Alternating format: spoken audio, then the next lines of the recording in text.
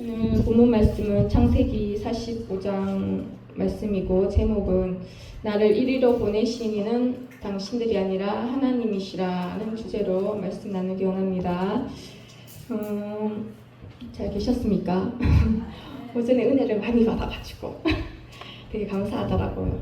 자, 오늘 제가 사실 이렇게 간단하게 이렇게 깨달은 거 하나 나누고 싶어서 그냥 본문 말씀 전했는데 이번에 찬양 세 번째 찬양 주셨잖아요. 제가 그거를 이제 받은 이후에 이제 지금도 준비도 하시던데 딱 깨달은 게 하나 있었어요. 이제 우리의 고난에 대해서인데 우리가 겪는 여러 가지 고난, 사실 우리는 예수님 고난이랑 틀려서 우리 자신으로 인한 고난들이 있잖아요, 그죠? 예수님의 고난은 우리 걸 짊어진 고난이고 그 격은 다르지만 어쨌거나 우리가 예수님의 고난과 동행하면서 지금 가고 있는 수준인 건 맞잖아요, 그죠? 그것을 알고 있는데 제가 그 찬양 받고 나서 목사님 말씀도 듣고 여러 가지로 하나 깨달은 게 있었어요. 그게 되게 감사하더라고요. 제가 내가 겪은 고난을 새로 바라볼 수 있는 계기가 돼서 되게 감사했고, 또 그래서 이제 오늘 창세기 요셉에 대한 말씀 보면서 그냥 간단하게 나누려고 합니다. 또 아까 찬양 인도하면서 어떻게 지냈는지 얘기를 하길래 저도 어떻게 지냈는가 간단하게 시작하면 이게 마음은 막 먹는데 이게 생각이 들어요, 여러분. 제가 보니까 몇 번 제가 간증했잖아요. 그래서 제 거는 내용은 중요하지 않아요, 여러분. 내용은 한 개도 안 중요해요. 근데 본질적인 게 중요해요. 뭐가 있다? 영적 공격이 있다. 뭐가 있다? 하나님이 인도하고 계신다. 우리가 하나님 의뢰할 때 하나님 인도를 해주시더라고요. 그래서 제가 되게 작은 것들이지만 느끼는 게 뭐냐면 이제 추석 연휴를 이분처럼 보냈을 거 아닙니까? 다시 출근을 했을 거 아닙니까? 출근을 하는 그 구간에 쓸데없는 생각이 또 들어옵니다. 자장 들어왔어요, 어느 날 갑자기. 근데 이게 사단이 생각을 통해서 이렇게 틈타잖아요. 우리가 하나님 이미 승리했다고 얘기돼 있거든요. 그게 이제 무슨 말인지 몰랐는데 승리한 게 맞아. 맞는데 딱 하나 지는 원인이 하나 있어요. 뭐다? 썩는다. 요거 하나로 인해서 썩어요. 그래서 지거든요. 어느 날 갑자기 이제 출근을 했어요. 월요일날 출근을 했는데 생각이 하나 이제 들어오기 시작합니다. 이렇게 스물스물 들어와서 아니야, 이론적으로 생각해보면 이건 내 권리야. 이건 얘기해야 돼. 그래, 전화를 해서 얘기를 해야겠다. 이래가지고 이게 맞지 않아요? 라고 얘기를 해야겠다. 이런 생각이 들어오는데 어떤지 아십니까? 신기합니다. 이 생각이 하나님이 주신 생각이 아닌 것이 맞는 게 내 생각인 거야. 합리화하는 거야. 그러면서 어떠냐면 문어가 내 머리를 딱 들어붙듯이 쫙 붙어가지고 이게 안 떨어지는 거예요. 계속 생각이 있잖아요. 이게 막 그 고장난 라디오 돌듯이 계속 돌아가면서 맞아, 그렇지, 해야지, 당연하지, 얘기를 해야지, 안 그러면 바보야. 그러면서 이제 전화를 해야겠다, 이런 생각을 또 하고 있는데 이제 우리가 이제 훈련돼 있잖아요. 하나님께 물어봐야겠다. 하나님 이래가지고 제가 얘기를 하려고 했는데 맞습니까? 이제 이게 중요해요, 여러분. 제가 중요한 게 그거더라고요. 하나 예전에 안 한 건 내 생각이 막 들어오면 내 건지 뭐 마귀가 존재하는 존재 구분도 안 돼요. 이것도 구분하기 어려워요. 합리적이거든. 합리적이고 당연한 거다. 그런데 정말 이래가지고 하나님 앞에 물어보는 요 과정 하나가 딱 들어가는 순간 인생이 달라집니다. 우리는 연약해요. 근데 딱 물어봤어요. 한 개 물어봤어요. 요게 요즘 바뀐 거예요. 목사님이 맨날 물어보시잖아요. 목사님 뒤에서 보면 별거 아닌 것도 물어보고 검증하고 체크해보고 다 하시거든요. 아, 내가 이제 그걸 이제 시작하는 거예요. 하나님, 내가 이 생각은 맞는 것 같은데 하나님 어떻게 생각하십니까? 그리고 이제 시간이 지났는데 마음 감동이 하나 딱 오는데 어떻게 얘기하십니까? 바보가 되라 이러시는 거예요. 근데 앞에 뭐가 붙은지 아십니까? 끝까지 라는 게 하나 붙어가지고 이렇게 오더라고요. 끝까지 바보 되라. 그래서 제가 그때 정신이 확 깨더라고요. 하나님이 주신 음성은 내가 음성을 들은 게 아니에요. 감동으로 오더라고요. 근데 끝까지는 제가 생각해보지도 않았어요. 근데 끝까지 바보 되라, 이게 딱 오는데 정신이 딱 드는 거예요. 아, 하나님이 원하시는 건 이거구나. 또 생각을 또 이게 쏘간 거구나, 이렇게 생각하면서 딱 내려놓는 순간부터 즐겁기 시작합니다. 모든 일이 즐겁고 걸리고 나발이고 다 사라지고, 그래, 하나님 원하는 건 이거였어, 오케이, 또 가자, 이러고 또 한 발 가는 거더라고요. 그냥 날마다 끝까지가 진짜 중요하더라고요. 얼마 전에 박지영 목사님도 예수님이 끝까지 가셨다고, 우리는 그 비교도 안 돼요. 저도 비교도 안 되지만 중요한 거는 매일 있잖아요. 흔들리고 휘청거려도 끝까지 가기를 원하시는 게, 그게 요번에 제가 받은 메시지였어요. 이게 한 번에가 되는 게 아니에요. 끝까지 붙들고 바보 요까지만 하면 안 돼요. 요까지 해도 충분한 건 아니, 끝까지 가래. 내가 사인 줄 때까지 끝까지 가야 돼. 너는 그냥 바보 되라가 요번에 이 프로젝트는 이번 하나님 훈련은 내가 내 생각 없이 그냥 바보처럼 살았군요처럼 그냥 쭉 그냥 가는 거구나. 그러고 나서 결과가 틀려요.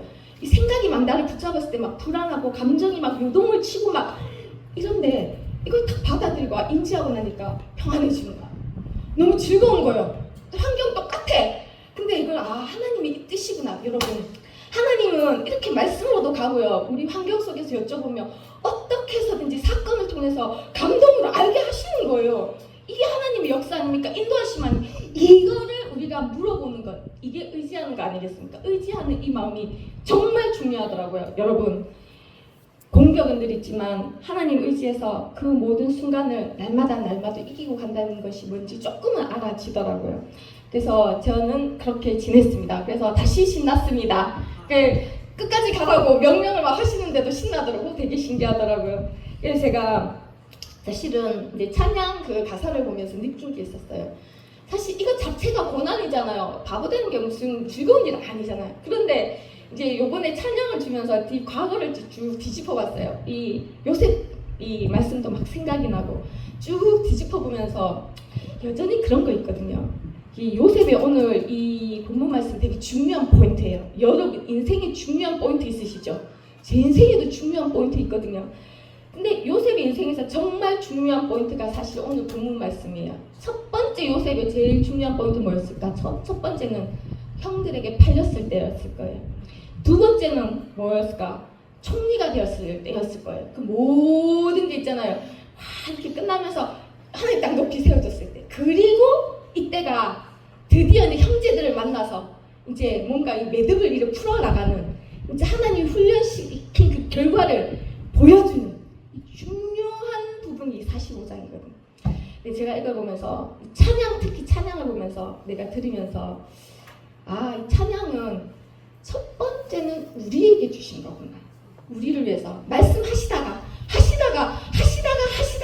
이제는 찬양을 주셔서 우리를 먼저 지금 흔들고 계시는구나. 그 다음에 터트려지는 건 그 다음 일이다. 나를 다스리는 것 같더라고요. 그래서 제가 뭐가 은혜가 됐냐면 고난이 재해석됐었어요. 고난이. 예수님이 목사님이 얼마 전에 그 말씀하시더라고요. 아프셨었잖아요. 발가락하고 여기하고 뭐 이렇게 아프셨었잖아요. 그때 목사님 그러시더라고요. 영적인 고통을 목사님 체험해 보셨다는 거예요. 십자가에서. 근데 영적인 고통과 또 육신적인 고통은 또 다르지만 또 다른 형태로 존재하더라는 거예요. 뭔지 아시겠죠? 하나님 편에서 이렇게 뭐가 아프셨다 그러면 저도 막연히 하나님은 그래도 하나님이니까 뭐 영적인 고통이 아닐까 막연하게 생각하죠. 근데 목사님이 그때 말씀하신 그 고통이 예수님의 고통이 생각나면서 예수님이 당하신 걸어간 모든 고통은 육신적으로 분명히 느껴지는 고통, 우리가 겪는 그 고통, 그렇게 인지가 됐었어요. 그러면서 우리가 지금까지 걸어온 모든 과정의 마음의 고생, 육신의 고통, 이것들이 의미가 있다는 걸 알았어요. 저는 이렇게 생각했거든요. 내가 겪는 고통은 나중에 다른 사람을 구원할 때, 상담할 때 다른 사람이 내 뒤에 오는 사람을 도우기 위해서 그게 의미가 있다라고 생각을 했거든요. 그래서 이제 좀 처음에는 이랬어요. 고난을 보면 내게 왜 이런 고난이 닥쳤을까? 그 다음 두 번째 성장했을 땐 그래, 이거는 다른 사람을 구원하기 위해서 하나님이 쓰시려고 그런 거야. 근데 더 있다는 걸 이번에 알았어요. 이 찬양을 받으면서. 일단은 요셉의 얘기를 하기 전에, 말씀을 전하기 전에 저도 인생에 3가지 중요한 포인트가 있더라고요. 처음이 언제였냐면 아버지가 돌아가셨을 때였어요. 아버지가 돌아가셨을 때가 제가 20살 때 대학 갈 때쯤이었는데 저는 그 전에 그냥 온실의 화초처럼 자랐거든요. 그 고난이라는 것을 생각해 본 적이 없어요. 마음의 고생이 있었어요. 우울증도 있고 이런 거지만 현실적인 것들 있잖아요. 세상이 어떤지, 세상이 살아간다는 게 어떤지 이런 건 몰랐거든요. 아버지가 딱 돌아가시고 나서 모든 게 바뀌더라고요. 무너지는, 진짜 세상의 기둥이 확 무너지는 그런 느낌이 있었거든요. 그 다음 두 번째가 교회에 온 거예요. 교회에서 그 모든 풍파 가운데서 진짜 딱 건진받은 그 순간 내 인생에서 최고로 잘한 거, 그걸 꼽으라면 내가 교회 문지방에 발을 디딘 거였어요. 아멘!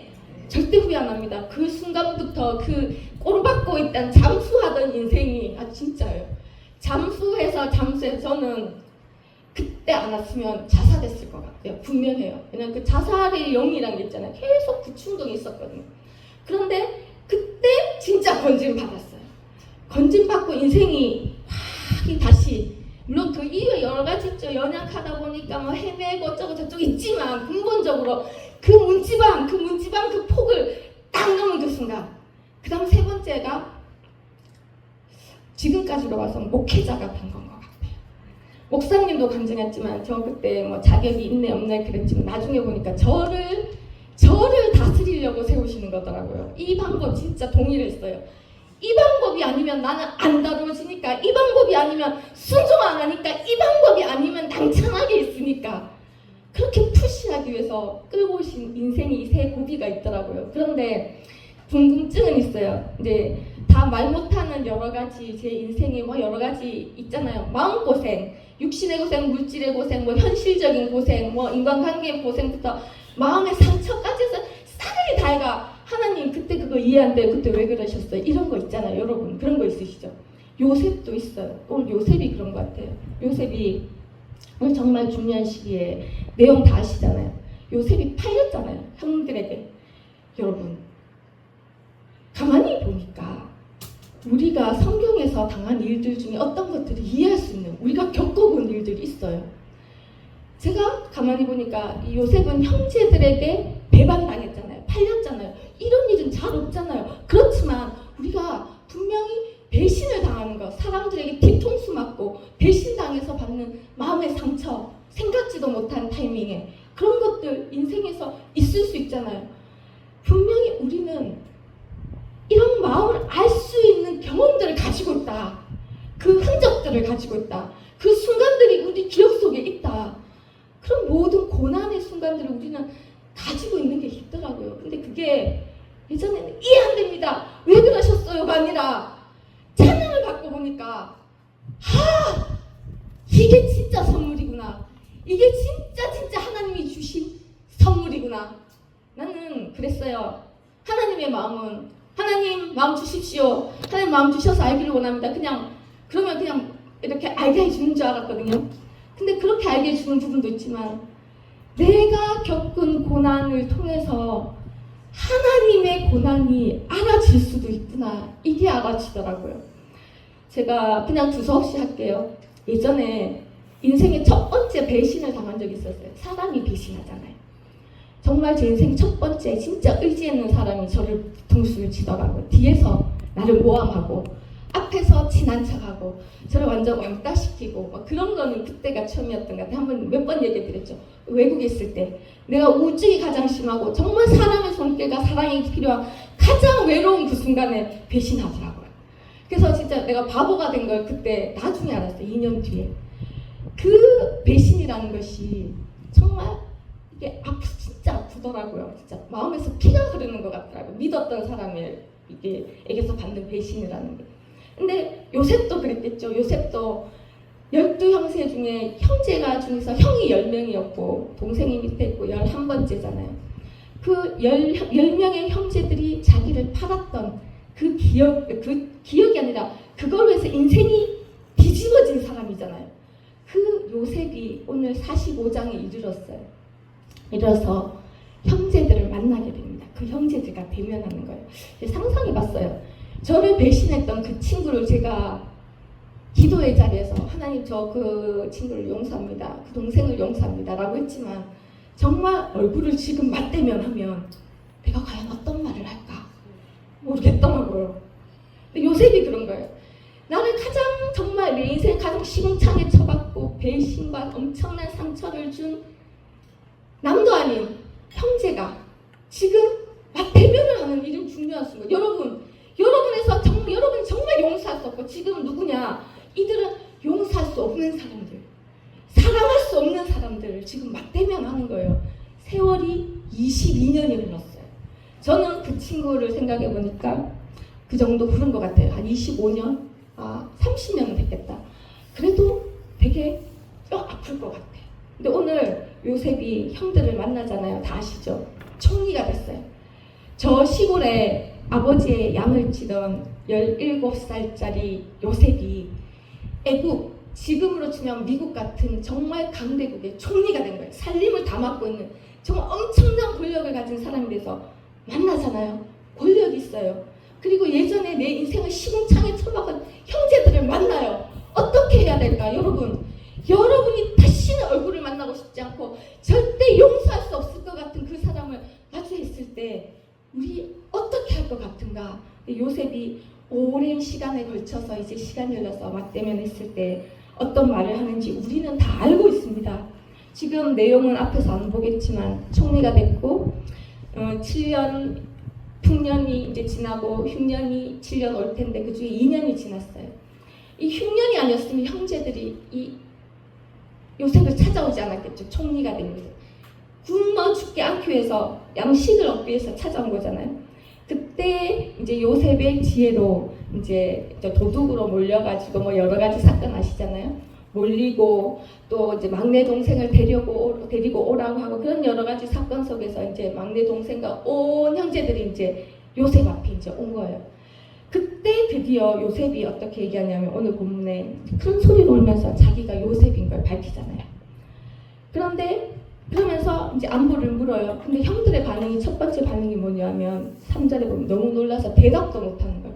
이게 놀랐다는 게 그냥 놀란 게 아니고 공포에 가까운 놀람 있잖아요. 죽었다고 자기들이 정말 팔아버린 그 요셉이라고 하는 데서 오는 그 놀라운 공포 속에서 이들이 아무 소리도 못할 때 요셉이 어떻게 얘기했냐면 가까이 오라고 하면서 내가 바로 당신의 아우입니다 하면서 어떻게 얘기하냐면 당신들이 애굽의 판자입니다. 드디어 이제 수면 위에 과거의 사건이 이제 올라오는 거예요. 저 같은 경우도 아까 그 얘기를 누구한테도 얘기해 본 적이 별로 없거든요. 친구 자존심 상해서도 있었어요. 그런데 이제 어머니한테나 말씀드리지. 그런데 진짜 요셉이 형제들을 봤을 때 이 사실을 그냥 이제 오픈을 하는 거잖아요. 아무도 몰라요. 형제들끼리밖에 몰라요. 하나님만 아시지 요셉하고 그 형제들밖에 모르는 사건이었거든요. 그 일을 얘기하는데 그 이어서가 참 중요한 것 같아요. 또 원망도 없어요. 여기 보면 당신들이 내가 이렇게 총리가 됐는데 어떻게 그때 그럴 수 있었습니까? 나 진짜 상처받았습니다. 내가 정말 진짜 당신들은 뭐 이렇게 정죄하거나 원망하거나 이런 말이 하나도 없어요. 진짜 없거든요. 그러니까 내가 이랬다 저랬다 아니 지금 내 감정이 없다 그렇지만 나는 지금 하나님 은혜를 주셔서 용서하겠다. 저는 이랬을 것 같아요. 그 친구를 그 동생을 만나면 나는 이제 하나님이 은혜 받았으니까 속으로 어떤 말이 있었든지 내가 너를 용서할게 이렇게 얘기했을 것 같았거든요. 근데 요셉은 그런 말조차도 없어요. 나에 대한 모든 어떤 감정 내 모든 어떤 생각들을 표현하니 그냥 당신들이 나를 애굽에 판 그 사람이다. 나는 죄가 드러났잖아. 이때 당시에 아무도 이 죄를 몰랐거든요. 세상사 누구도 몰랐어요. 당사자들만 알았어요. 근데 요셉이 드러내는 그때의 요셉의 반응을 보면 요셉이 이 부분에서 완전히 이 부분에서 자기가 없다라는 게 느껴져요. 과거에 힘들었던 것도 원망스러운 마음도 어떤 말도 없는데 어떻게 얘기하냐면 당신들이 나를 이곳에 팔았다고 해서 근심하지 말래요. 한탄하지 말래요. 더 위로를 해요. 걱정하지도 말고 또 아니면 또 이제 내가 그러지 말걸 한탄하지도 말래요. 그러면서 하나님이 나를 당신들보다 먼저 보내신 거예요. 그 말을 2번이나 하거든요.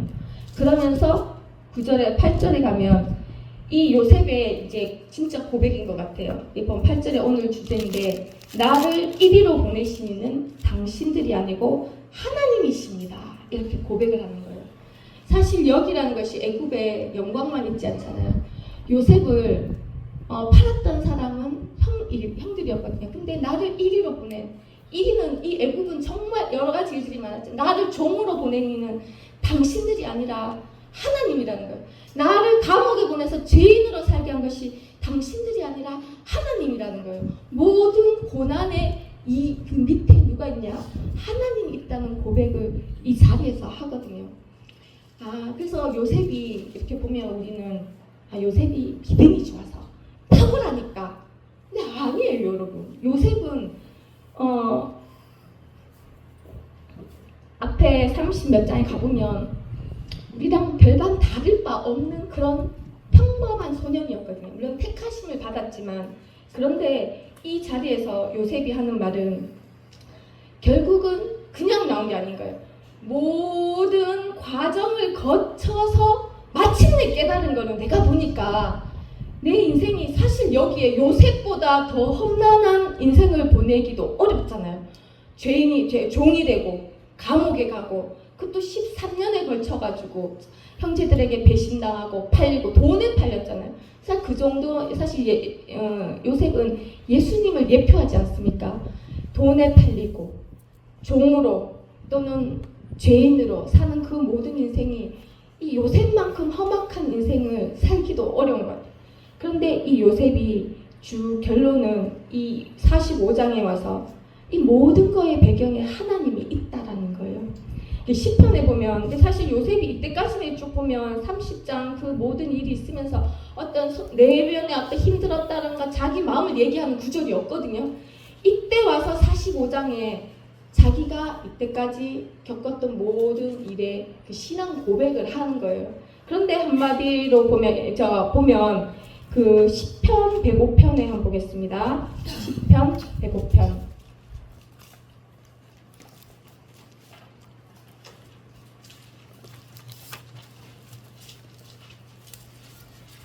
시편 105편에 보면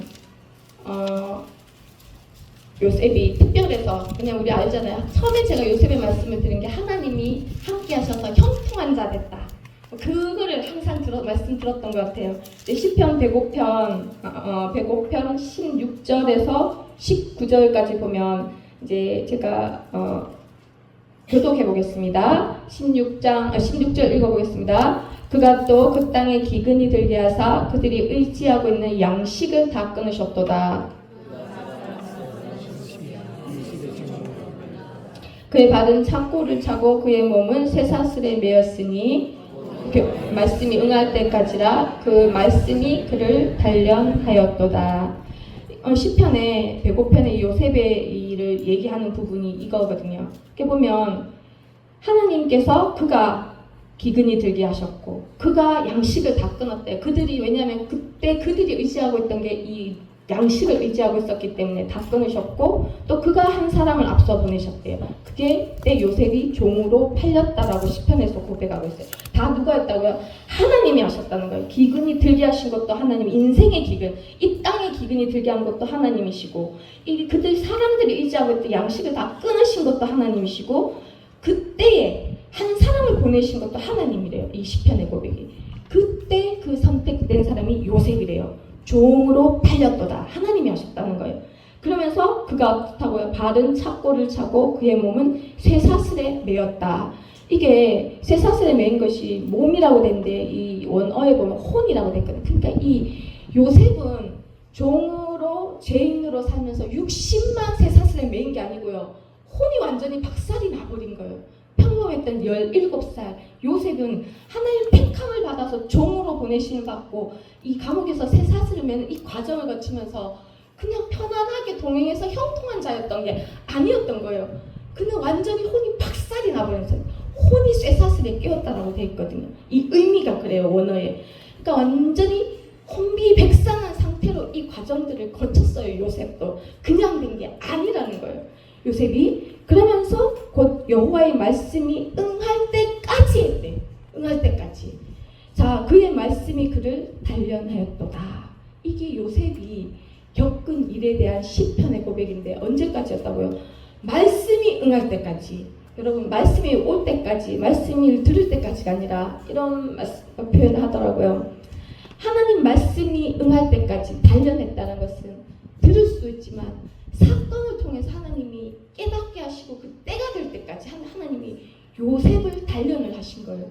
그 결과 오늘 요셉은 45장에서 이런 고백을 하게 된 거예요. 요셉은 인생이 어떻다고요?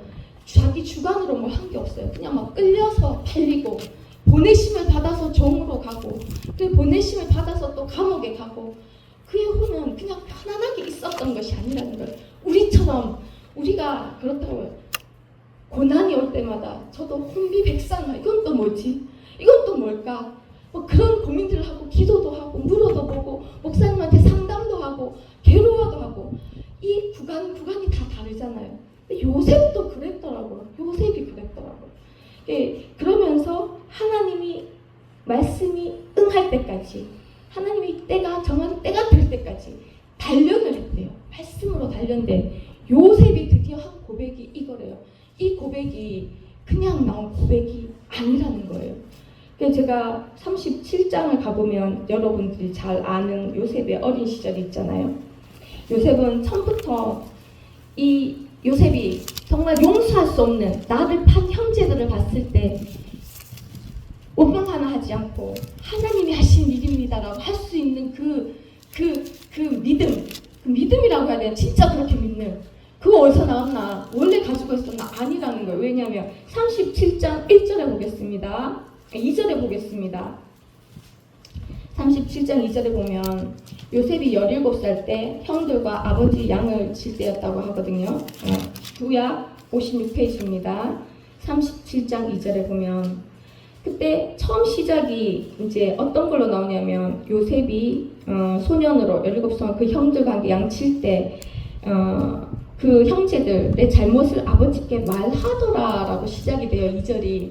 그러니까 요셉이 원래 성품이 굉장히 관용이 있고 그래서 잘못을 덮을 수 있는 뭐 우리보다 훨씬 탁월한 인격을 가진 그런 게 아니라 그냥 누구나 할 수 있는 그런 성격이었다는 거예요. 잘못을 보고 아버지에 구하기도 하고 그런 일반적인 그냥 소년이라는 거예요. 양을 치던. 그러면서 그리고 나서 또 요셉은 특별한 혜택을 얻은 거 우리가 알잖아요. 아버지의 그 편애를 받았었어요. 채색옷 얘기는 다 아시죠? 채색옷이 장자에게만 입히는 그런 장자권을 가진 사람들만 입는 옷이라고 하잖아요. 근데 그를 형제들보다 더 사랑한 그 사랑을 입었어요. 이 요셉이. 얼마나 부러워요. 그리고 밑에 가면 꿈을 보여줘요. 하나님이. 2가지 꿈을 보여주면서 그게 어떤 꿈이냐. 다스리고 왕이 되는 꿈이었거든요. 아시죠? 그럼 그거는 제가 생략할게요. 그런 꿈을 하나님 편에서도 하나님이 주신 꿈이잖아요. 결국 가보면. 하나님도 사랑하신 요셉. 아버지가 편애한 요셉. 정말 채색옷을 입힐 정도로 형들을 다 두고. 그런데 그것만 입진 않았어요. 왜냐하면 그것 때문에 4절에 보면 형들이 어떻다고요? 형들이 아버지가 형들보다 그를 더 사랑함을 보고 그를 미워했다고 했거든요. 근데 이게 미워한 게 그냥 미워한 게 아니에요. 여러분 머리에 나 저 사람 좋아하지 않아. 사랑할 수 없어. 근데 나 저 사람 너무 미워. 근데 이 미운 거는 그냥 좋아하지 않는 선이 아니고요.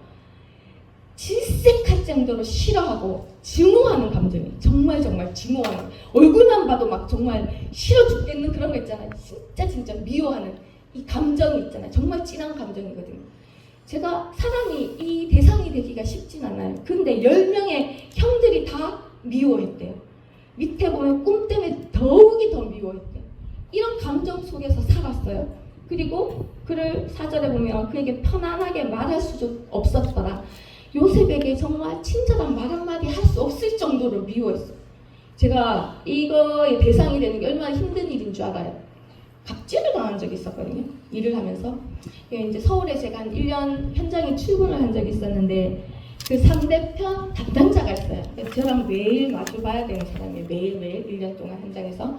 이 사람이 저희 사장님한테 이제 뭔가 되게 서운한 마음의 상처를 받은 거예요. 그러니까 여기가 갑이고 저희가 을이었거든요. 저를 갈구는데 이렇게 갑질을 하는데 어떠냐면 그냥 권력으로 갑질하는 게 아니고요. 정말 미워하는 마음이 그 온몸에서 드러나고 눈길에서 드러나고 말에서 드러나고요. 저를 정말 지긋지긋해하면서 보고 싶어하지 않는 그 모든 게 그 행동과 말에서 있잖아요. 톤에서 막 다 드러나요. 그 속에서 같이 사무실을 써야 되는 거예요. 그러면서 이제 업무적으로는 갑질을 당하고. 근데 누군가에게 미움의 대상이 된다는 것은 정말 힘든 일이더라고요.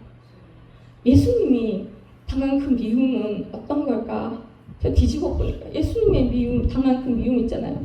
온 그 군중이 돌팔매지면서 그 십자가에 박으라고 하는 그 증오와 미움 있잖아요. 전 다는 알지 못했는데 그게 허상에 영적으로 존재하는 것이 아니라 실제 존재하는 미움이었던 비교였다는 걸 이제 알겠는 거예요. 목사님 말씀을 통해서.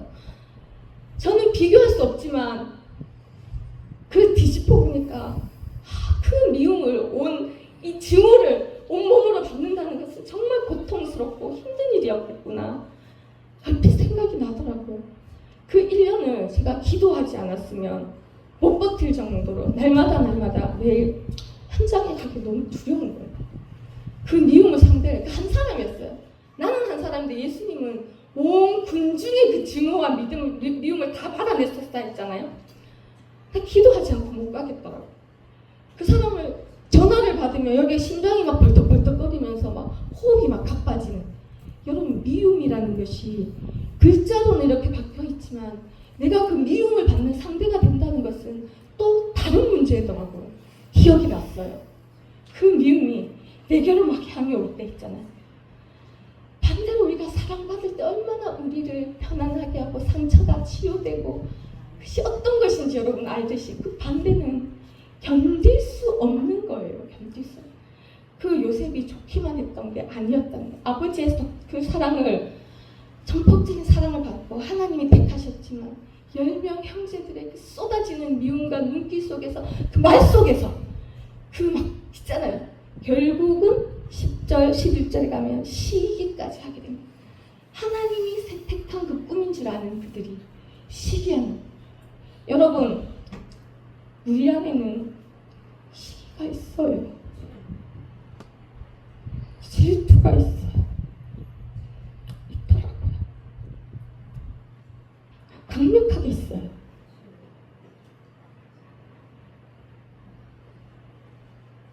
저는 그 전에 시기가 없다고 생각했어요. 그런 상황 만들지도 않지만 저는 제 세계 안에 갇혀가지고 이제 뭐 그럴 기회가 별로 없었어요. 그런데 부러운 거였죠. 근데 어떤 환경이 주어지면 시기와 질투가 우리 마음에 굉장히 강력한 마음입니다, 여러분. 그게 드러나서 올라와야 돼요. 비교되고 자보다 더 잘하고 싶고 이런 마음들이 환경이 조성되잖아요. 지금은 숨어있지만 교회에서 드러나야 되는 거예요. 이것들이, 감정이. 얼마나 강력한 감정인 줄 아십니까? 시기가 사람을 죽인 건 역사에도 많이 나와요. 역사 있잖아요. 시기로 죽이고 궁중 암투 가운데 보면. 그런데 이런 환경 자체가 요셉에게, 나는 정말 편하게 산 줄 알았거든요. 사랑받고 채색 옷 입고 맛있는 거 먹고 아버지 사랑. 아니요. 그 환경에서 또 다르면 이런 면들이 있는 거예요. 드디어 이 마음으로 가득했어요. 10명의 10명, 10대 1. 그러면서 마침내 18절에 보면 이제 아버지 명령, 가만히 보면 요셉이 아버지 명령을 참 잘 순종하는 사람이었던 것 같아요. 순종의 사람인 건 맞는 것 같아요. 그 하루길을 꼬박 가야 되는 길을 형들을 찾아서 끝까지 찾거든요. 끝까지 이렇게 헤매면서 찾다가 마침내 형을 찾았어요. 18절에 보면. 근데 형들이 처음 그를 보고 든 생각이 뭐냐면 드디어 생각이 들어옵니다. 마음에 미움을 품고 시기를 품으니까 뭐가 들어오냐, 이제 생각이 들어와요. 뭐가 좀 죽이고 싶다. 너무 미워서 죽여버리고 싶다. 여러분, 이거 되게 흔하게 듣는 얘기 아닙니까? 모든 사건 내구 발성을 보면 너무 미우니까 자기도 모르게 죽여버리고 싶은 마음이 드는 그런 지경까지 간 거예요. 그러면서 결국은 실행이 됩니다. 진짜 죽여버릴 수도 있었는데 루벤 때문에 구덩이에 던져넣잖아요. 여기에 그때 구덩이에 던져넣었을 때 빈 구덩이 24절에 보면 물이 없었더라. 진짜 죽을 뻔했는데 이제 죽냐 사느냐 이런 기로에서, 이거 목사님 자주 인용하시잖아요. 구덩이에 던져넣으면 가만히 있으라고. 근데 요셉이 기어 올라오려고 했다거나 그런 표현이 하나도 없거든요. 그냥 던져진 채로 또 그 있는 거예요. 그렇지만 이 창세기 45절에 한번 가볼게요. 43절, 3장인가? 창세기 2장 22절에 보면 21절이네요. 구약 66페이지에 있습니다. 그때 어떤 일이 있었냐? 읽어보면 같이 21절 합독하겠습니다. 그들이 서로 말하되 우리가 아우의 일로 말미암아 범죄하였도다. 그가 우리에게 애걸할 때 그 마음의 괴로움을 보고도 듣지 아니하였으므로 이 괴로움이 우리에게 임하도다. 아멘. 그러니까 이 당시에 있었던 일은 요셉이 형들에게 애걸한 거에 살려달라고. 근데 정말 얼마나 괴로움이 충격이잖아요. 형들이 자기를 죽이려 하고 하는 상황에 애걸 했을 때 그 괴로움을 알고도 듣지 않았대요. 외면했다라는 거예요. 이 마음 때문에 미워하는 마음과 시기하는 마음과 이런 것이 범벅이 돼서 죽여버리고 싶은, 없애버리고 싶은 이 마음 속에서, 그러고 나서 이들 안에는 이런 죄책감이 있는 거예요. 우리가 범죄했다, 우리 형제들에게. 그것 때문에 우리가 지금 보응을 받는 거라고. 이 지금 애국 흉년의 요셉에 의해서 이제 누명을 쓰고 막 이런 상황이 막 엮였을 때 이렇게 말하거든요. 이게 해결이 돼야 되잖아요. 그런데 이 요셉은 보면 이러면서 요셉이 이제 구덩이에 던져지고 간신히 이게 죽음은 면했지만 밑에 보면 이제 팔리잖아요. 애굽으로 36절에 애굽의 바로 신하 친위대장 보디발에게 팔았더라 하면서 이제 이게 시작이 돼요. 이게 뭐였다고요? 여러분 처음에 말씀드렸는데 요셉이 처음에 이때는 답을 알았을까? 몰랐다는 거예요. 제가 처음에 인생의 고난이 사춘기 때부터 시작이 되더라고요. 시작이 되면서 아버지도 돌아가시고 인생이 흘러가면 갈수록 고난이 막 이렇게 막 몰아쳐서 오잖아요. 하나님을 믿고 나서야 하나님한테 물어보는 거예요. 그 전에는 정말 인생이 재수가 없구나, 그러니까 팔자가 사납구나 이렇게 해요. 믿지 않는 사람들은. 점을 보고 싶더라고요. 그 다음에는 어떻게 될까, 그 정도로. 하나님을 믿고 나서는 하나님한테 가서 이제 앵겨붙잖아요. 하나님 왜 이러세요? 내 인생 언제 이 다리 위로 주름살 좀 펴주세요. 내 인생 좀 풀리게 해주세요. 뭐 이런 말들을 했었던 것 같아요. 그런데 쉽게 안 풀어주시더라고요. 시간이 걸리더라고요. 요셉도 어떻다고요? 단번에 안 풀어주셨어요. 근데 단번에 풀어줄 수 있었어요. 왜냐하면 하나님이 계획하신이잖아요. 하나님이 보내셨기 때문에. 이게 뭐냐면 요셉이 잘해서가 아니라 39장 가면 우리 잘 아는 거 있죠. 여호와께서 39장 2절에 요셉과 함께 하심으로 그가 형통한 자가 됐다. 아멘. 뭘 요셉이 잘해서가 아니래요. 하나님이 그냥 갑자기 이제 같이 함께 해줘. 물론 요셉이 어떤 믿음도 있을 거예요. 꿈을 잡았을 수도 있어요. 하나님이 주신 꿈이야. 그걸 잡았을 수도 있고 모르겠는데 믿음의 가정이잖아요. 믿음의 가정에서 일어난 이 불행, 비극, 동생을 죽이고자 하는 마음으로 팔아넘긴 이 일이 일어나 버린 거죠. 근데 이때 모든 것이 하나님의 계획 안에 있었는데 하나님이 이때부터 요셉과 함께 하더라가 나와요. 형통한 자가 됐대요. 요셉이 뭘 잘했다라는 어떤 했으니까 이런 게 아니라 이 하나님이 택하심에 대해서 책임을 지시는 거잖아요. 정확한 건 모르지만 우리 모두 그렇잖아요. 우리 모두 잘한 게 있어가지고 택함을 받았으면 얼마나 교만해지겠습니까? 아닌데 진짜 은혜로 어느 순간에 택해가지고 지금 끌고 가시는 거잖아요. 하나님이 저와 함께 해주지 않았습니다라고 따지실 분 있으면 손 들어 보십시오. 저는 왜 하나님 제 인생의 다리 위로 안 펴주십니까? 라고 많이 원망했지만 하나님이 함께 해주신 거는 부인할 수 없더라고요. 그럼 매 순간순간 깨닫게 해주셨거든요. 여호와께서 요셉과 함께 하셔서 그가 형통한 자, 우리가 부러워하는. 그러면 종에서 놓여지게 해줄 수 있잖아요. 안 그러셨어요? 하는 일마다 잘되게 해주시긴 하셔서 주인이 그에게 뭘 다 맡겼다고요? 노예인데 가정 모든 총무일, 재산 관리죠. 이 사람 관리 다 맡겼대요. 말도 안 되죠. 그럼 놓아줄 수 있는데 안 놓아주셨어요. 그러면서 하나님이 그 집에 복을 내요. 내가 있는 집에 그 가정에 그 물건에 복을 주는 자가 되게 하시는 거예요. 그거를 모든 사람이 체험하게. 목사님이 얘기하시는 게 있잖아요. 요셉이 종이 안 됐으면, 감옥에 안 갔으면 총이 못 됐다. 우리도 동의합니다, 여러분. 저도 그런 것 같아요.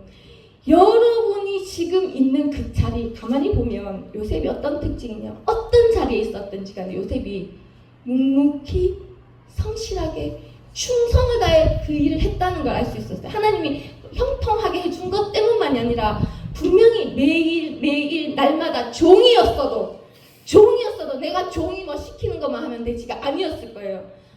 하나님이 주신 함께하는 자였기 때문에 자기 일처럼 그 맡겨진 일을 틀림없이 성실하게 충성되게 가장 작은 일도 그렇게 했을 거예요. 거기에 하나님의 형통하심이 부어져서 그냥 사람이 일을 맡기지 않아요. 저도 밑에 직원을 더 봤거든요. 그냥 맡기지 않아요. 그 사람이 작은 일을 맡기고 어떻게 하는지 보게 되거든요.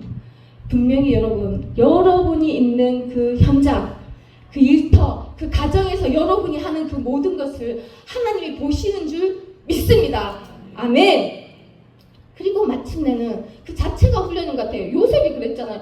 요셉은 노예로 가정 총무하는 그 일 자체로 그냥 세월이 흘러간 거예요. 다른 무슨 사역을 했거나 전도를 했거나 그렇지 않았거든요.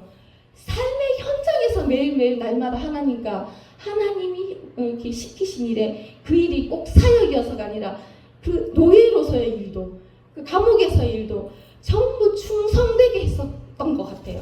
그랬기 때문에 하나님이 형통하게 하심과 더불어 마침내 감옥에 갔을 때도 진짜 억울하게 감옥에 갔잖아요. 여러분, 억울한 게 얼마나 진짜 참 속이 터지는 일인 줄 아십니까? 억울해서 감옥에 갈 정도가 돼도 이 요셉이 뭐 어떻게 할 수도 없지만 원망하거나 뭐 그런 것들이 없어요. 그냥 이것 자체가 요셉에게는 훈련이었던 거예요. 훈련으로서 그냥 아까 얘기했잖아요. 그를 단련하는 그 손길에 그냥 순종하고 간 것 같아요.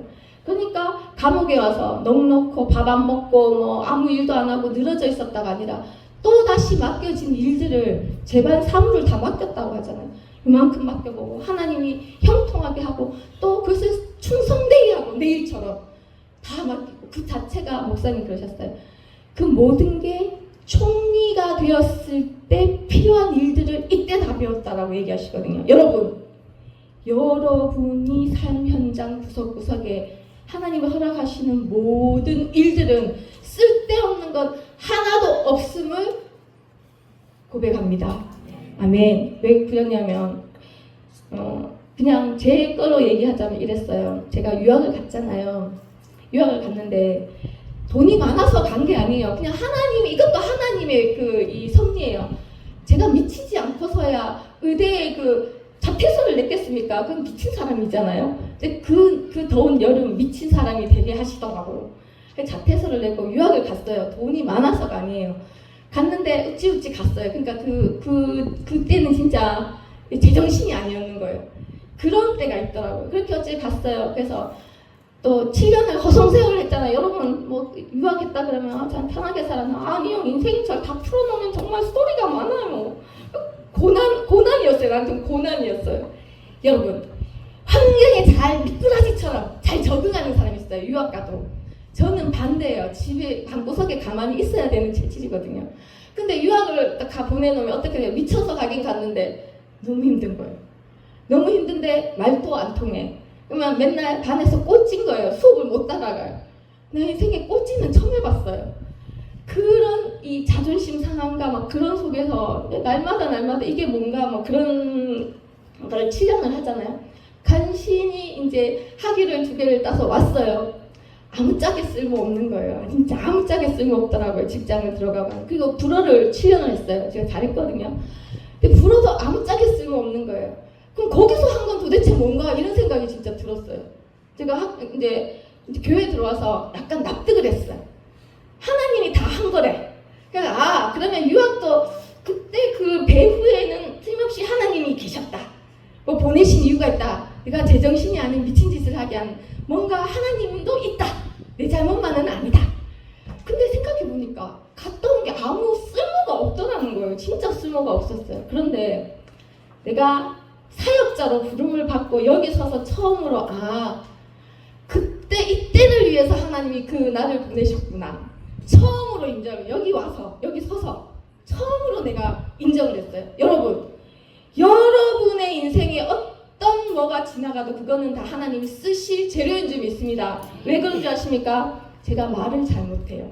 말을 못한다는 걸 안 믿으시던데 생각은 많은데 표현이 안 되는 원래 그렇게 태어났어요. 표현이 어눌하고 막 이 소리 저 소리 하는 그런 스타일이었거든요. 유학을 가서 7년 내도록 말하는 것만 하는 거예요. 7년 내도록 그림 하나 그려놓고 11시간씩 막 토론을 하고 질문을 왜 그랬어? 그러면 이래가 이랬어요. 그럼 미리 생각을 막 해야 되잖아요. 그거를 계속 하다 보니까 말문이 트인 거예요. 말문이 어릴 때 아기 때 트여야 되는데 유학 가가지고 트인 거예요. 그거를 하나님이 지금 쓰시는 거예요. 여러분 그냥 사소한 제 뭐 별거 아닌 스토리지만 제가 지금 얘기하려고 하는 거는 우리는 모른다는 거예요. 요셉도 몰랐어요. 종으로, 노예로 그 낮은 자리. 요셉은 꿈을 받았습니다, 여러분. 17살 때 꿈을 받았어요. 엄청난 꿈을 받았어요. 다스리는 꿈을 받았어요. 형제들 전부 앞에 절하는 꿈을 받았어요. 그런데 어떻게 했어요? 절하기 전에 하나님 겪게 한 과정은 완전히 종으로 살게 하고, 완전히 노예로 살게 하고, 죄수로 살게 하는, 예수님이랑 똑같은 거예요. 예수님 종의 형체. 그분이 땅을 다스리기 전에 걸은 오늘 오전에도 광야를 걷게 하고 종의 형체를 지니셔서 종과 같이 자기를 비워서 되게 하는 그 과정을 겪으신 분이잖아요. 죄인이 되게 때 십자가를 제가 이렇게 목에 걸고 다닌 적이 있었어요. 예전에 멋으로 여기 목걸이 가난 거예요. 나무 십자가. 누가 폼으로 이렇게 걸고 다닌다 그러면 막 기분 나빠하고 막 그랬거든요. 신앙 초기에. 근데 사실 멋으로 하고 다녔거든요. 나 예수 믿는 사람이야. 근데 십자가만큼 치욕적인 게 그 당대에 없었대요. 그거는 십자가라는 것은 정말 흉악한 죄인들만 받는 형벌이에요. 일반 죄인들도 아니고 완전 흉악한 죄인들 받는 완전 수치의 상징이고 굴욕의 상징이고 정말 이제 손가락질 받는 십자가를 예수님이 지신. 그런데 난 정말 처음에 이해가 안 됐어요. 하나님이 믿으면 좀 잘 돼야 되는 거 아닙니까? 인생의 주름살 좀 펴야 되는 거 아닙니까? 이랬거든요. 이제 알겠는 거예요. 요셉도 그런 거예요. 하나님이 꿈을 줬어요. 높이는 꿈을 줬지만 높이기 위해서 어떻게 한다고요? 가장 낮은 곳에서 섬기는 자리. 좋은 노예는 말을 제대로 할 수 있습니까? 행동을 제대로 할 수 있습니까? 나를 주장할 수 있습니까? 우리가 지금 말하는 말과 행동과 태도를 훈련받잖아요. 요셉은 종의 자리에서 그 말과 행동과 태도를 다 훈련받았을 거예요. 그런 요셉처럼 가장 낮게 감옥에까지. 근데 그때도 요셉은 충성되이 자기 일을 한 것 같아요. 그리고 때가 돼서 올릴 때는 어떻게 했죠? 와, 그 진짜 놀랍잖아요. 같이 한번 다시 볼까요? 저는 이거 우리의 말씀이라고 믿습니다. 창세기 41장 41절. 하나님 하면 단번에 하시는 것 같아요. 자, 같이 합독하겠습니다. 1, 2절. 바로가 또 요셉에게 이르되 내가 너를 애굽 온 땅의 총리가 되게 하노라 하고 자기의 인장 반지를 빼어 요셉의 손에 끼우고 그에게 세마포옷을 입히고 금사슬을 목에 걸고 쭉쭉해서 43절에 애굽 전국을 총리로 다스리게 하였더라. 말 한마디로 다 되는 어느 순간이 딱 온 거예요. 참 놀랍지 않습니까? 하나님이 낮추기도 하지만 높이실 때는 하나님이 원하시는 때에 분명히 하신다라는 거죠. 왜? 여러분 이러면 그렇지. 근데 증거가 있습니다. 이 교회를 앞서 가시면서 세워가신 저분들의 역사를 보면 그래요. 제가 보면 처음에 얘기를 들을 때 바보 같더라고요. 목사님 돈 다 없애고 사람들 원망받으면 손가락질 받으면 이게 여기서 하양 여기 근처에서 굉장히 이렇게 오해를 많이 받으셨대요. 근데 그거를 다 겪고 나가시고 원망 하나 없이 이제 불평 하나 없이 다 감당하시면서 쭉 가셨잖아요. 그런데 그 끝에 하나님이 세우실 때는 교회가 서고 안강 사역이 이 사역으로 쭉 보여주셨잖아요. 증거로 목사님이 걸어간 길이 옳다라는 것에 대한 증거.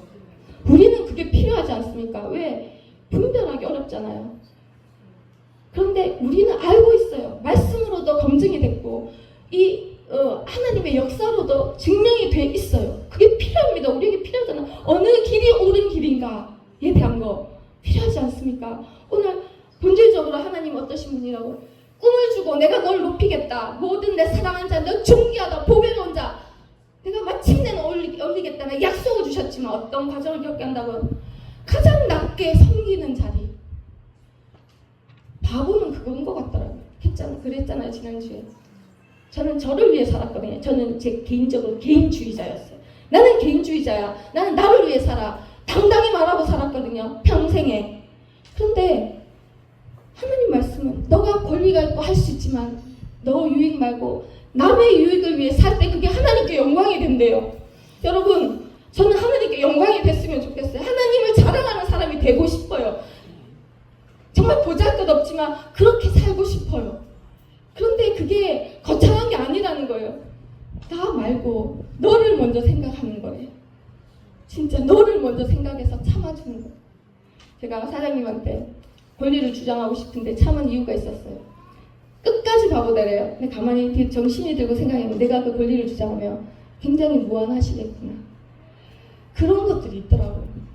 그래서 저도 하나하나 한 걸음 배워가는 과정이에요. 그런데 오늘 요셉은 우리에게 늘 꿈을 주지만 하나님의 때, 하나님이 응하고 달려나는 그 때는 있다라는 거예요. 때는 있고 다가오고 있고. 그런데 우리는 좀 더 특별한 건 뭐냐면 마지막 때에 있습니다. 마지막 때. 여러분, 요셉이 오늘 한 말씀 중에서 보면 쭉 다시 한번 보면 45장 다시 한번 가볼게요. 요셉이 이 과정을 거쳐서 하나님의 뜻을 알게 된 거예요. 그게 이해가 다 되진 않았었을 거예요. 근데 5절에 보면 이래요. 당신이 근심하지 말고 한탄하지 말고 마라. 왜냐하면 하나님이 나를 당신들보다 먼저 보내신 거다. 왜? 생명을 구원하시려고. 하나님의 마음은 생명을 구원하는 게 하나님의 마음이라는 거예요. 그걸 알았다라는 거예요. 흉년이 5년이 더 있을 거라는 거예요. 이때는 눈에 보이는 양식이었지만 우리는 보이지 않는 양식을 먹고 있잖아요. 지금 우리가 하나님 부르셔서 여기 있는 것은 흉년의 때 가장 어둠이 캄캄해졌을 그때 빛이 되고 영적 양식을 나누는 교회가 진짜 되게 하기 위해서 부르신 줄 믿습니다. 아멘. 그리고 어떻게 얘기하냐면 7절에 하나님의 큰 구원에 대해서 얘기해요. 당신들 생명뿐 아니라 어떻다고요? 후손도 세상에 두려고 하나님이 나를 당신에게 보냈다. 왜?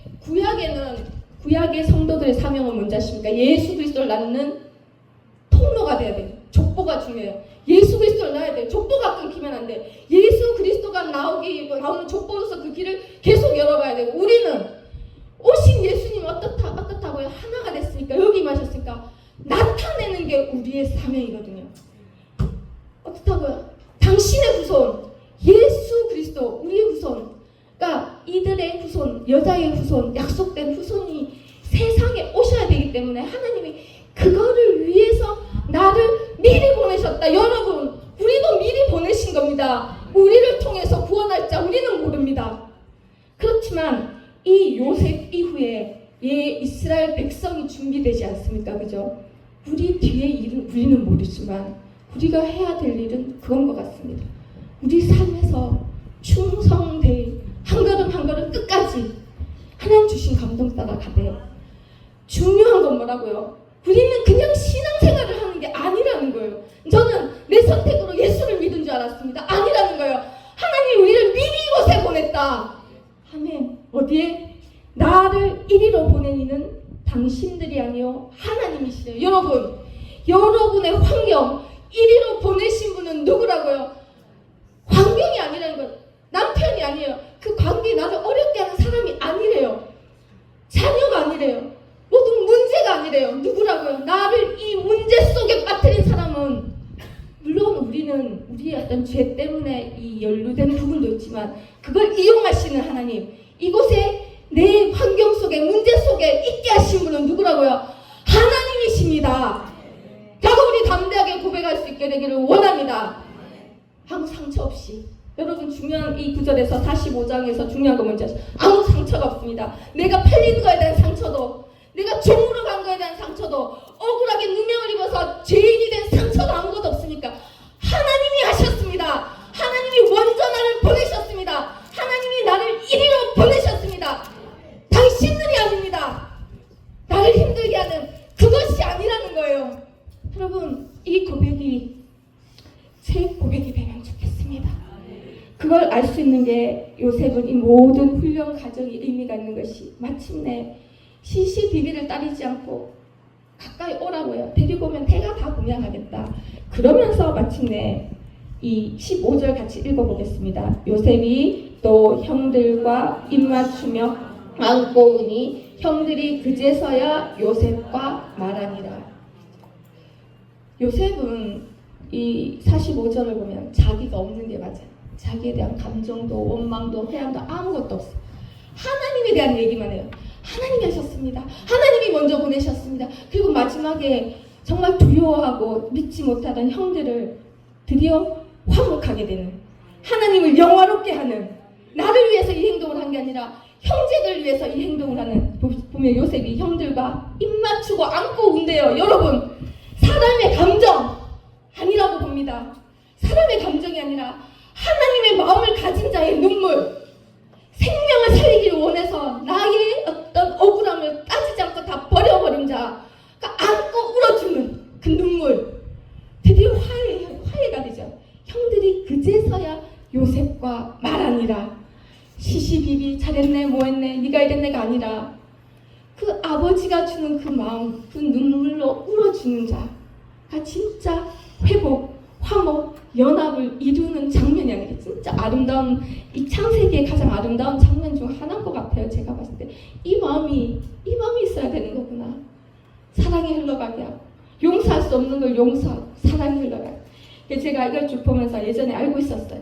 그래, 내 상처는 하나님이 허락하신 거야. 내 문제와 뭐 여러 가지 경험들, 막 기억 속에 용서할 수 없는 것들 포함해서, 그래, 이거는 다른 구원할 자를 위한 거야. 정말 이게 굉장히 강하게 있었거든요. 그러면 이렇게 얘기해요. 어떤 사람이 힘들어하면, 그래, 네가 지금은 힘들지만 그거를 다른 사람을 상담을 하거나 다른 사람을 이렇게 인도하는데 하나님 크게 쓰실 거야. 그렇게 얘기했거든요. 그런데 제가 진짜 중요한 건 몰랐어요. 근데 이 얘기를 하려고 사실 이게 좀 많이 얘기했는데, 찬양 주셨잖아요. 세 번째 찬양. 세 번째 찬양을 이렇게 쭉 보고 목사님 말씀 들으면서 하나님이 내게 그 기억하기도 싫은 순간들이 있거든요. 인생에. 그게 되새기는 것도 상처가 돼서 좀 고통스러워. 물론 그게 이제 많이 하나님 사랑 안에서 희석되고 좀 약해졌지만 그래도 그 시절은 좋지 않은 그때 순간을 생각하면 앞에 돌아가고 싶지 않은 순간. 근데 그걸 허락하신 것이 하나님 마음을 알게 하려고 하나님 허락해. 그걸 이제 이 찬양을 들으면서 하는 거예요. 여러분 가사 아시죠? 내가 하나님 눈과 귀가 마음이 되고, 마침내 보면 하나님 나를 통해서 슬퍼하고 울고 괴로워하시면서 그게 나의 치유가 된다는 게 처음에 목사님 그 가사를 썼을 때 이해가 안 됐어. 이해가 안 됐어. 그게 어떻게 치유가 되지? 그런데 예수님이 겪은 모든 고난은 실제적이더라고요. 우리가 겪은 모든 고난은 실제적이잖아요. 우리가 겪은 모든 배신과 아픔과 상처와 낮아짐과 치욕과 미워함을 당하고 정말 없는 것 같이 여김을 당하는 모든 그런 굴욕적인 순간들. 나는 그게 이해가 안 됩니다. 하나님 왜 그러셨어요? 라고 했지만 예수님이 가신 것이 그거였구나.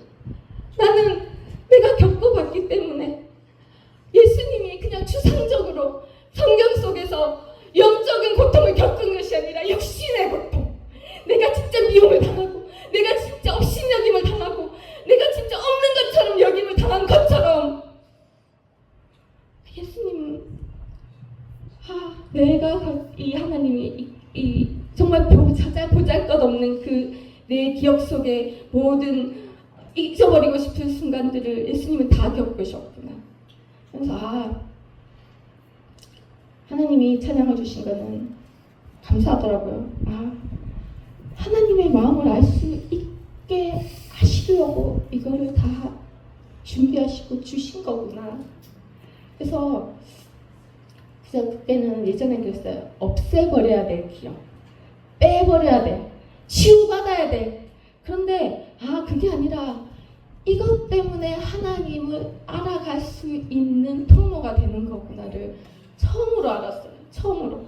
내 외로움과 예수님의 외로움, 여러분이 겪은 외로움과는 비교도 안 돼. 너무 죄송해요. 여러분의 인생의 스토리를 저는 단어 몰라도 부분 아는데 나는 겪을 수 없는 그런 고통 속에서 견뎌오신 분들이 너무 많더라고요.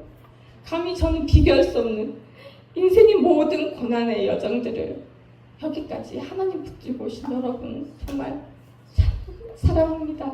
그리고 그것이 그것으로 끝나지 않기 때문에 의미가 있는 것 같아요. 이 찬양은 그런 것 같아요. 진짜 우리가 마지막 때에 어떤 성경에도 그런 말씀을 전하는 구절은 잘 없잖아요. 그런데 하나님 마음을 진짜 알게 되는 그때 우리가 치유받는다는 것이 이제야 믿어지는 거예요.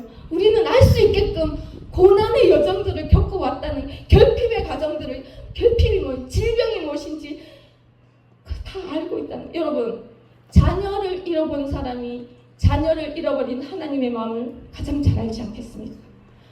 질병에 걸려본 사람이 질고를 겪어본 주님의 마음을 가장 잘 알지 않겠습니까? 손가락질 받고 죄인처럼 취급당하며 돌 맞으며 비난받고 증오의 대상이 된 그 예수님을 알리면 내가 그걸 당해본 자가 가장 잘 알지 않겠습니까? 여러분, 여러분이 받은 고난은 고난이 아니라 하나님의 선물인 줄 믿습니다. 그것이 여러분에게 이제 실제가 되기를, 나에게 실제가 되기를 우리 전부 하나님 찬양 주신 이유가 그런 것 같아요. 이때에 더 찬양 그 성경을 가서 보면 하나님이 동행했더라는 순간이 언제냐면 처음 나오는 게 그 하나님이 심판하시기 전에 더더욱이 우리는 하나님과 동행하고 하나님 마음 아는 자가 필요한 것 같아요. 오전 말씀과 이어서 생각해 보면.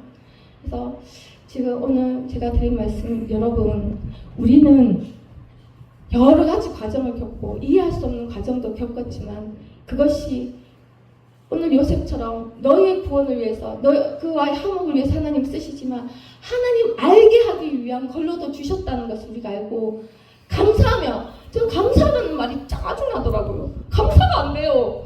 뭐 감사가 돼야 감사를 하죠. 근데 이걸 알고 나니까 감사할 일이구나. 이게 진짜 선물이구나. 목사님이 이 흔적을 가졌다는 것, 예수 그리스도의 흔적. 저는 비교도 안 되잖아요. 비교가 될 수가 없어요, 그 일이랑. 그렇지만 그래도 하나님, 내가 하나님 알 수 있는 것들을 주셨구나, 인생에서. 고비고비 뒤돌아봤어요. 얼마나 큰 복이냐. 감사한 일이구나. 그래서 그것들은 무가치한 게 아닙니다. 선물이라는 것을 여러분이 믿고 다시금 우리가 일어나서 열심히 나가는 우리 모두가 되기를 간절히 소망합니다. 여러분, 때는 다 된 것 같고 찬양을 주셨을 때는 사인이 있습니다. 나는 하나님이 지혜로운 분이시잖아요. 지혜잖아요, 자체가. 우리에게 세 번째 찬양을 주신 이유는 우리가 지금 해야 될 일이 이거라는 증거인 줄 믿습니다. 기억하시고 찬양이 여러분과 함께 하시기를 축원합니다.